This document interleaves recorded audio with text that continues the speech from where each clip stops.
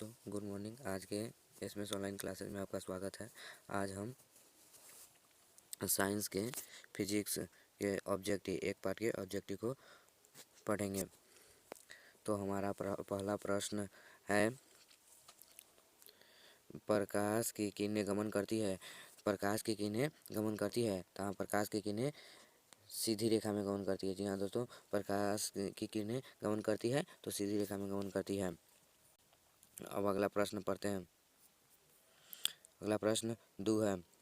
अगला प्रश्न 2 है, प्रकाश के परावर्तन के कितने नियम हैं? प्रकाश के परावर्तन के 2 नियम हैं। जी हाँ दोस्तों, प्रकाश के परावर्तन के कितने नियम हैं? 2 नियम हैं। अगला प्रश्न, अवतल लेंस का आवर्धन बराबर होता है। जी हाँ दोस्तों, तीसरा प्रश्न है, अवतल लेंस का आवर्धन बराबर होता है। अवतल लेंस का आवर्धन बराबर होता है V/U। जी हाँ दोस्तों, अवतल लेंस के आवर्धन बराबर होता है V/U। हमारा सही उत्तर है डी। चौथा प्रश्न है, दर्पण से आप चाहे कितनी ही दूरी पर रखे हो, आपका प्रतिबिंब सदैव सीधा प्रतीत होता है। संभवतः तत्पर्ण है या तो समतल या उत्तलना। या तो समतल या उत्तलना। या तो समतल या उत्तलना। या दोस्तों, या तो समतल या उत्तलना। पांचवा प्रश्न है, निम्नलिखित में से कौन सा लेंस की क्षमता मात्रक होता है? निम्नलिखित में से कौन सा लेंस की क्षमता मात्रक होता है?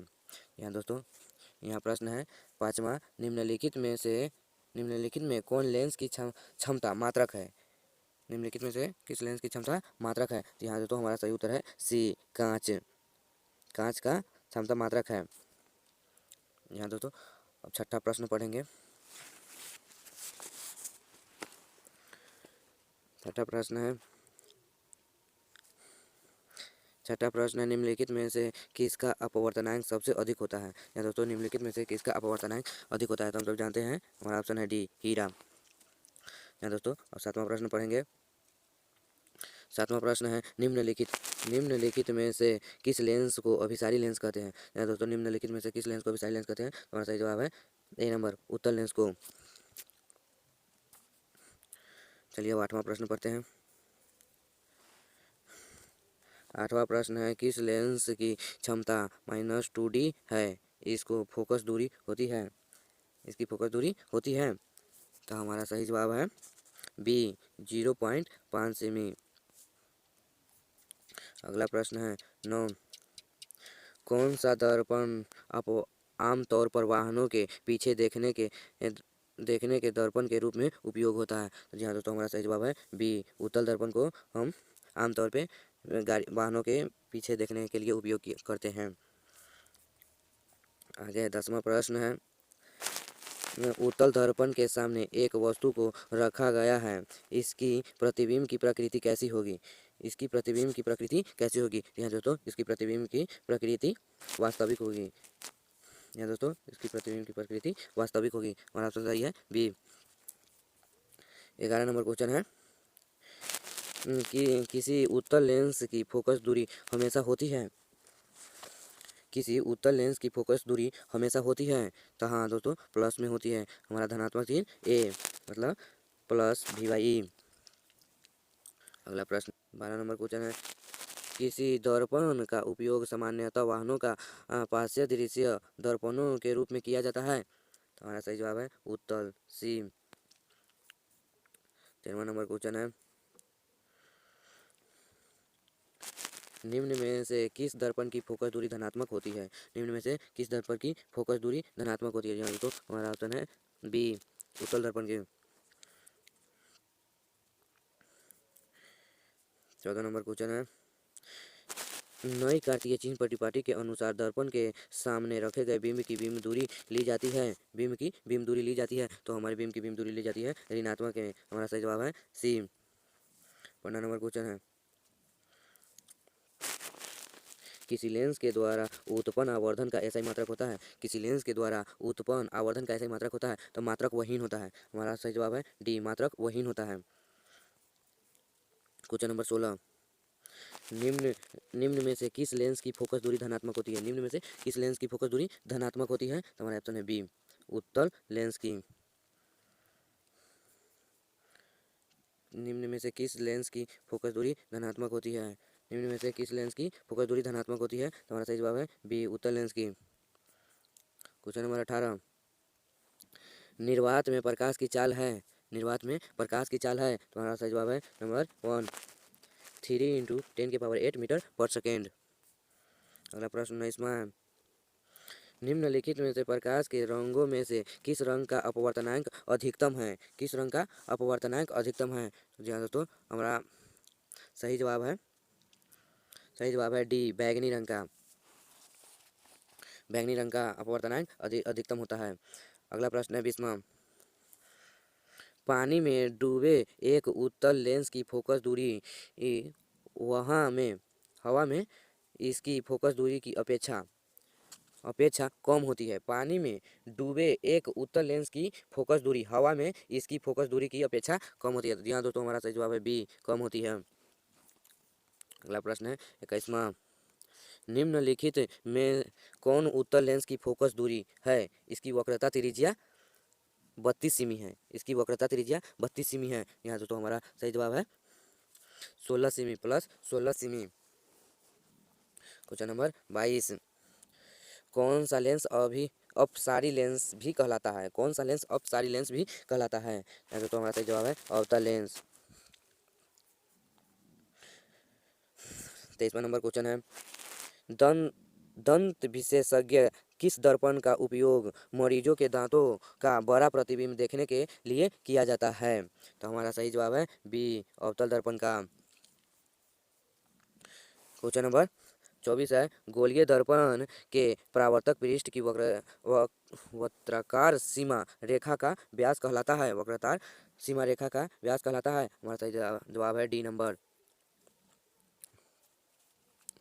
हमारा सही जवाब है डी नंबर, गोलीय दर्पण के द्वारक, गोलीय दर्पण के द्वारक। क्वेश्चन नंबर 25वां है, यदि किसी बीम का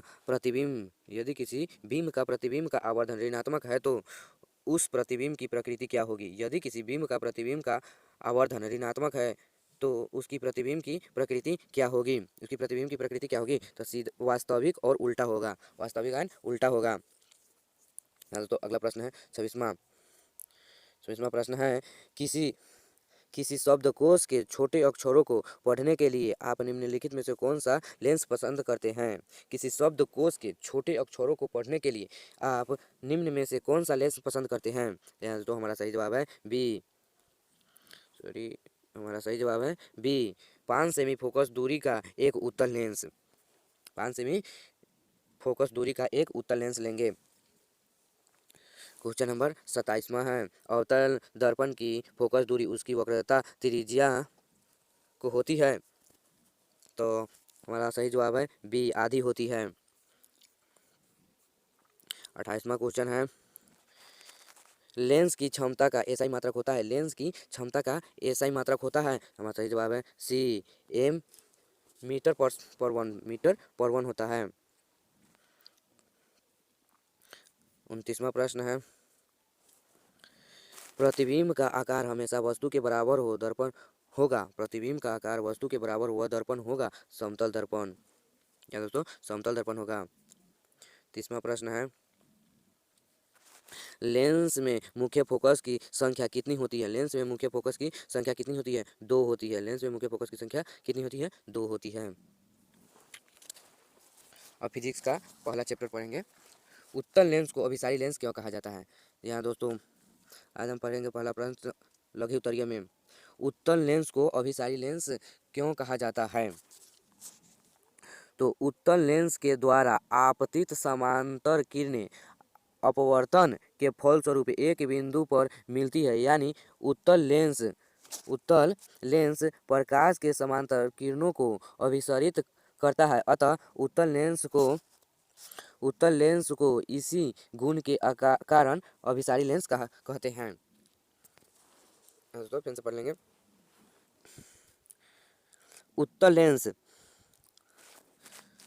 उत्तल लेंस के द्वारा, तो हम पढ़ते हैं, उत्तल लेंस के द्वारा आपतित समांतर किरणें अपवर्तन के फलस्वरूप एक बिंदु पर मिलती है। उत्तल लेंस के द्वारा आपतित समांतर किरणें अपवर्तन के फलस्वरूप एक बिंदु पर मिलती है। यानी उत्तल लेंस प्रकाश के समांतर किरणों को अभिसारित करता है, अतः उत्तल लेंस को इसी गुण के कारण अभिसारी लेंस कहते हैं। चलिए अगला प्रश्न पढ़ते हैं। दूसरा प्रश्न है, हम वाहनों में उत्तल दर्पण को पार्श्व दृश्य दर्पण के रूप में वरीयता क्यों देते हैं? वरीयता क्यों देते हैं? हम पढ़ते हैं उत्तर में, उत्तल दर्पण को पार्श्व दृश्य दर्पण के रूप में इसीलिए वरीयता देते हैं क्योंकि वे सदैव सीधा प्रतिबिंब बनाते हैं। सीधा प्रतिबिंब बनाते हैं। इसका दृष्टि क्षेत्र भी बहुत अधिक होता है। क्योंकि ये बाहर की ओर वक्रित होते हैं। उत्तल दर्पण को पार्श्व दृश्य दर्पण के रूप में इसलिए वरीयता देते हैं क्योंकि वे सदैव सीधा प्रतिबिंब बनाता है। उत्तल दर्पण सदैव सीधा प्रतिबिंब बनाता है। इसका दृश्य क्षेत्र भी बहुत अधिक है क्योंकि ये बाहर की ओर वरीयता देते हैं। अब क्वेश्चन नंबर 3 पढ़ेंगे। अपवर्तनांक को परिभाषित करें। हीरे का अपवर्तनांक 2.42 है। इस कथन का क्या अभिप्राय है?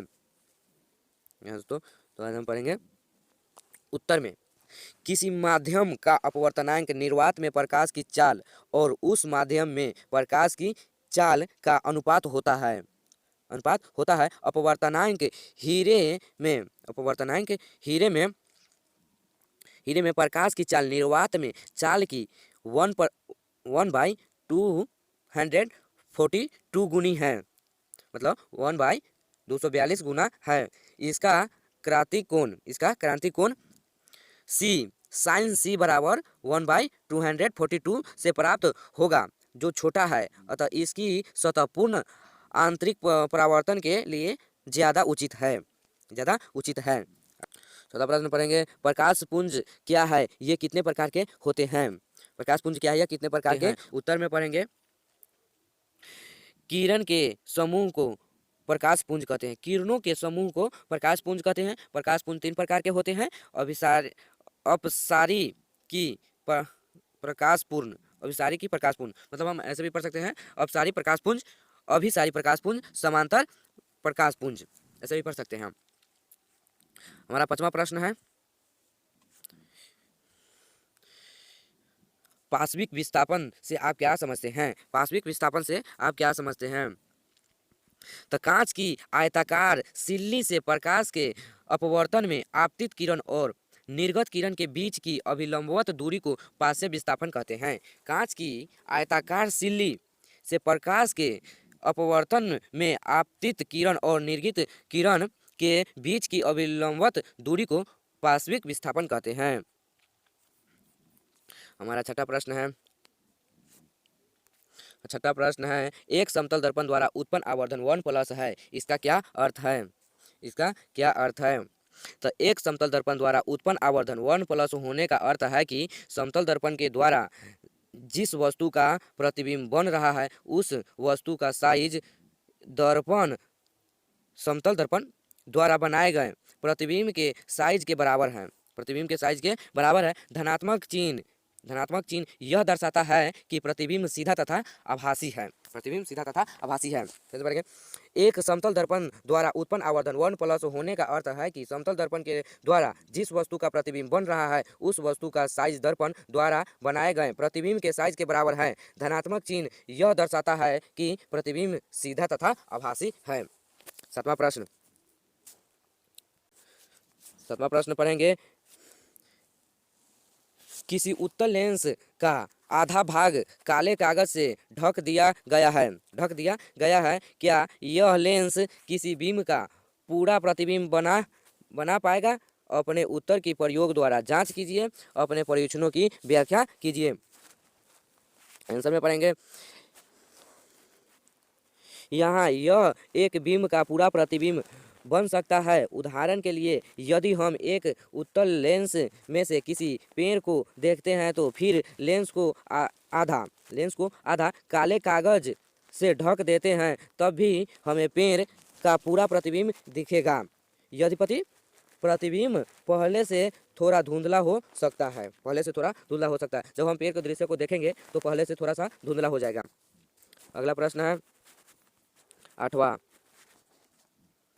अगला प्रश्न है 8वां। समतल दर्पण में बनने वाले प्रतिबिंब की विशेषता लिखिए। समतल दर्पण में बनने वाले प्रतिबिंब की विशेषता लिखिए।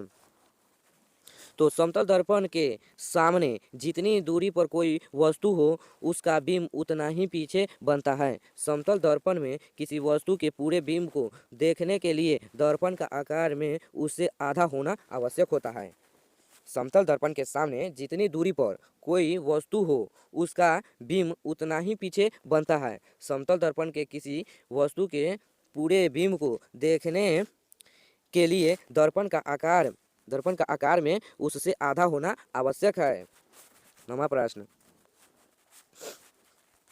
प्रश्न है पानी में डूबी हुई लकड़ी मुड़ी हुई प्रतीत क्यों होती है। मतलब जब हम पानी में किसी लकड़ी को डुबाते हैं तो वो हमें मुड़ी हुई प्रतीत क्यों होती है। आइए हम समझते हैं। जब पानी में लकड़ी का एक सीधा टुकड़ा डुबोया जाता है तो प्रकाश के अपवर्तन के कारण वह मुड़ा हुआ प्रतीत होता है। जैसे ही प्रकाश की किरणें सघन माध्यम से विरल माध्यम में आती है वैसे ही लंब से पूरे मुड़ जाती है, जिस कारण लकड़ी का टुकड़ा मुड़ा हुआ लगता है। जब पानी में लकड़ी का एक सीधा टुकड़ा डुबोया जाता है तो प्रकाश के अपवर्तन के कारण वह मुड़ा हुआ प्रतीत होता है। जैसे ही प्रकाश की किरणें सघन माध्यम से विरल माध्यम में आती है वैसे ही लंब से परे मुड़ जाती है, इस कारण लकड़ी का टुकड़ा मुड़ा हुआ लगता है। 10वां प्रश्न है विसरित अपवर्तन से क्या तात्पर्य है। मतलब विसरित अपवर्तन से आप क्या समझते हैं। तो आइए उत्तर में जानते हैं। जब प्रकाश की किरणें ऐसे तल से टकराती है जो समतल पर खुरदरा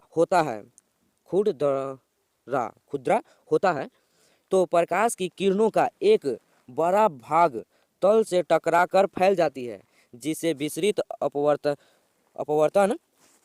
कहते हैं। पुस्तक को पढ़ते, सिनेमा हॉल में सिनेमा देखते, ब्लैक बोर्ड पर लिखे शब्दों को देखते समय विसरित अपवर्तन का ही प्रयोग किया जाता है। पढ़ेंगे। जब प्रकाश की किरणें ऐसे तल से टकराती है जो असमतल पर खुरदरा होता है तो प्रकाश की किरणों का एक बड़ा भाग तल से टकराकर फैल जाती है, इससे विसरित अपवर्तन कहते हैं। पुस्तक को पढ़ते समय, सिनेमा हॉल में सिनेमा देखते समय, ब्लैक बोर्ड पर देखते समय विसरित अपवर्तन का ही प्रयोग किया जाता है। जैसे हम कुछ पढ़ रहे हैं तो हम विसरित अपवर्तन का ही प्रयोग कर रहे हैं। यहाँ दोस्तों अगला प्रश्न है 11वां। तारे क्यों टिमटिमाते हैं। तो आइए प्रश्न में उत्तर में जानते हैं से तारे क्यों टिमटिमाते हैं। जब तारे का प्रकाश पृथ्वी के वायुमंडल में प्रवेश करता है तो उससे बढ़ती हुई अपवर्तनांक वाले माध्यम से गुजरना पड़ता है। इसके कारण तारे का प्रकाश लगातार पृथ्वी की त्रिज्या की तरफ मुड़ता जाता है। माध्यम के अपवर्तनांक में अनियमित उतार चढ़ाव होते रहते हैं, जिसके कारण तारों का प्रकाश कभी हमारी आंखों तक पहुंचता है, कभी नहीं पहुंचता है। इसके कारण हमें तारे टिमटिमाते प्रतीत होते हैं। एक बार और पढ़ लेते हैं। जब तारे का प्रकाश पृथ्वी के वायुमंडल में प्रवेश करता है तो उससे बढ़ते हुए अपवर्तनांक वाले माध्यम से गुजरना पड़ता है, जिसके कारण तारे का प्रकाश लगातार पृथ्वी की त्रिज्या की तरफ मुड़ता जाता है। माध्यम के अपवर्तनांक में अनियमित उतार चढ़ाव होते रहते हैं, जिसके कारण तारे का प्रकाश कभी हमारी आंखों तक पहुंचता है, कभी नहीं पहुंचता है। इसके कारण तारे टिमटिमाते प्रतीत होते हैं। अगला प्रश्न है 12वां, दीर्घ दृष्टि दोष क्या है? इस दृष्टि दोष को कैसे कैसे संशोधित किया जाता है, अथवा दूरदृष्टि दोष क्या है, इसे कैसे दूर किया जा सकता है? लेंस का प्रयोग किया जाता है। इसे दूर करने के लिए किस लेंस का प्रयोग किया जाता है? ये प्रश्न उत्तर में जानते हैं। जब आंखों से दूर की वस्तु स्पष्ट रूप से दिखाई देता है और पास की वस्तु नहीं दिखाई देता है तो इसे दूर दृष्टि दोष कहा जाता है। जब आंखों से दूर की वस्तु स्पष्ट रूप से दिखाई देता है और पास की वस्तु नहीं दिखाई देता है तो इसे दूर दृष्टि दोष कहा जाता है। उपयुक्त फोकस दूरी के उत्तल लेंस के प्रयोग द्वारा इसे ठीक किया जाता है। इसे उत्तल लेंस के द्वारा ठीक किया जाता है। अगला प्रश्न 13वां, ओम के नियम को लिखें। ओम के नियम को लिखें। आइए उत्तर में जानते हैं ओम के नियम क्या होता है। यदि किसी चालक की भौतिक अवस्थाएं जैसे ताप आदि में कोई अपवर्तन न हो तो उसके सिरों पर लगाया गया विभक्तर उससे प्रवाहित धारा के अनुक्रमानुपाती होती है। जैसे V समानुपाती I अथवा V बराबर RI, जहां R एक नियतांक है। 14वां प्रश्न पढ़ेंगे। उस युक्त का नाम लिखिए जो किसी चालक के सिरों पर विभक्तर बनाए रखने में सहायता करती है। तो उत्तर में जानेंगे। किसी चालक के सिरों पर विभवांतर बनाए रखने के लिए सेल अपनी संचित रासायनिक ऊर्जा नियमित रूप से खर्च करता है, जिससे विद्युत धारा निश्चित रहती है और चालकों के सिरों के बीच विभवांतर बनाया रहता है। यह परिवर्तित प्रतिरोध द्वारा उत्पन्न होती है। जैसे बताते हैं, किसी चालक के सिरों पर विभवांतर बनाए रखने के लिए सेल अपनी संचित रासायनिक ऊर्जा नियमित रूप से खर्च करता है, जिससे विद्युत धारा निश्चित करती है और चालकों के सिरों के बीच विभवांतर बनाए रखता है। यह परिवर्तित प्रतिरोध द्वारा उत्पन्न होती है। अगला प्रश्न है